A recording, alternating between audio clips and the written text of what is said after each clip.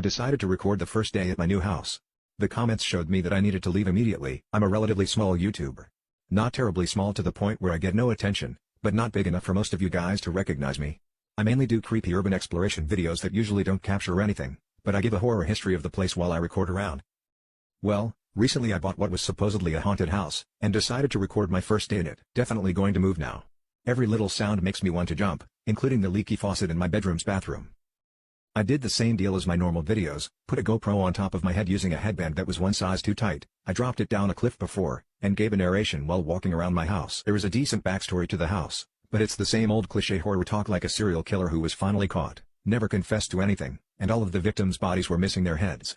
Yes, that's what it was. I embellish the story quite a bit, but that's standard practice in my field. The few creepy moments that gave my channel the extra push it so desperately needed could have been camera malfunctions or simply a homeless man upset at me for crawling on his turf. I don't think I've ever actually experienced something paranormal in any of my videos until now. After I finish the video, do some basic editing and chop out the boring parts, I upload the video to YouTube and go to bed.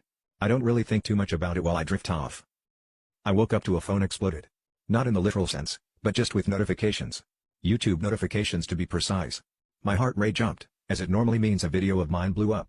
I got in a very excited and giddy attitude that a kid gets when opening Christmas presents first thing in the morning. And then my attitude changed, as if the present was actually cool all along, when I started reading the comments. Yeah, the video blew up, but now I don't feel safe here anymore. 126, WTF was that? Bruh, you think you so slick at 9:23 putting in some Halloween decor hanging from the shower. 10/10 though, great SFX. I'ma be honest, didn't notice anything until 9:02 but then I just had to rewatch the whole thing. Scary shit man. 025, 126, 159, 258, 504, 833, 902, 923. How are you not seeing this shit, man? It's maybe hidden on the camera but you got a peripheral, right? I'm sure if I watch again I'll find more. 8 o'clock Lamau, time to leave. These were just some of the comments that I read and all I could think about right now was watching that fucking video. I pop down in front of my desk, open my laptop, click on the file, and go to the first timestamp that everyone is talking about. 025.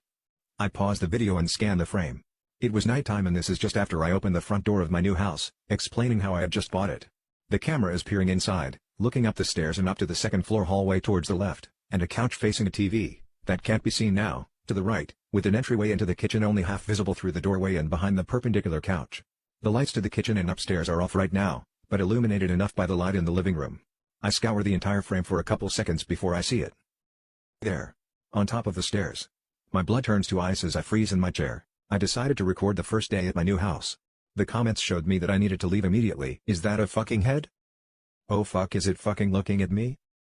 Most of the head looks to be behind the corner of the wall, at the base of the top of the stairs, laying on its side. All that's visible from the light and living room on the shadowed face is its curly brown hair, forehead, eyes, and the bridge of its nose. The lifeless eyes glinted in the flashlight from my headset, casting sickening shadows across its face and on the wall behind it. I'm still frozen in fear, but now my blood is pumping heavily. I can feel the door behind me open, and something staring daggers in my neck, but I don't dare turn around. Fuck no. I play the video and the camera immediately looks back towards my car, something about it being a beater but the house is new, and pans back inside the house. The head isn't there anymore, but that only made the feeling in my stomach even worse. Where the fuck was it now? In the video, I enter the threshold of the house and walk into the living room, moving my head around to show everyone the details and size of the room. I go deeper into the lore of the house while walking around, showing off my collection of geeky shit to my viewers. My next timestamp rolls around and I pause the video again. 126. I look around but see it almost immediately. This one was at the stairwell again, but now the view was from where the TV is, meaning I could only see the ending part of the stairs, heading towards the doorway, and the wall it connected to. You know that large space above most stairs right as you begin walking up that's level with the ceiling of the next floor? That was the layout of my house. Right at the corner of that opening, the head was peering at me, upside down.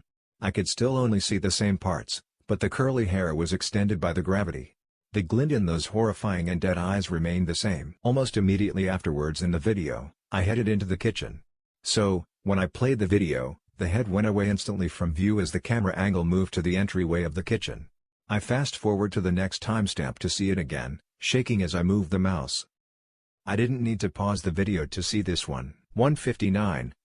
You could still only see the same parts of the head, but it was peering out of a semi-open microwave in the back end of the kitchen.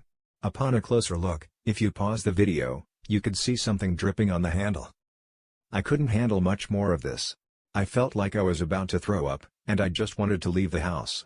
The feeling of being watched grew ever so stronger as I moved my cursor to the top comment on my video. Shit, the shower 1923 at the end of the video was so fucking terrifying. You know how to make good content, man, and great acting. If it's not acting, run. I hover over the timestamp, wondering if the click was worth it. It wasn't, but I did it anyway. I just had to know. 9:23, my hands are slick and my shakiness made me pause the video on accident. When entering the bathroom, like I did in the video, you couldn't see anything in the shower. The curtains were drawn, and I have unique shower curtains. As in it was curtains, plural. 2 half curtains that could open up from the sides or in the middle like ones on a window. There was a foot gap in the middle, so that when I was walking in, you could only see the shelf and the safety railing holding my washcloths. You only see it for a second, and with the speed the camera was moving, pausing it made it a little blurry. It took place in the bathroom that was connected to my bedroom, the one right to the left of my desk when sitting at it. But when I walked to my mirror and the video looks through it, the angle was just perfect to the point where you could see the shower nozzle in the distance. My camera only lingered there for a couple seconds, but that was all that was needed. Now you could see the whole head. It had the whole thing shoved through the severed throat opening on its neck, with the nozzle angling downwards and coming out of its mouth. The nozzle was dripping blood and the red liquid was pouring down the shaft of the shower head. But that was not the part that freaked me out the most.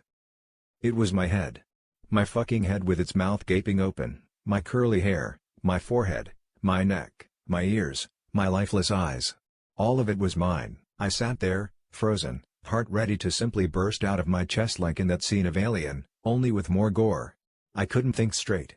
Only one thought was going through my head, and that was to pack up and leave this place forever, and hire someone else to move me out. And then I heard it. A wet thud from my bathroom. A wet thud from my shower.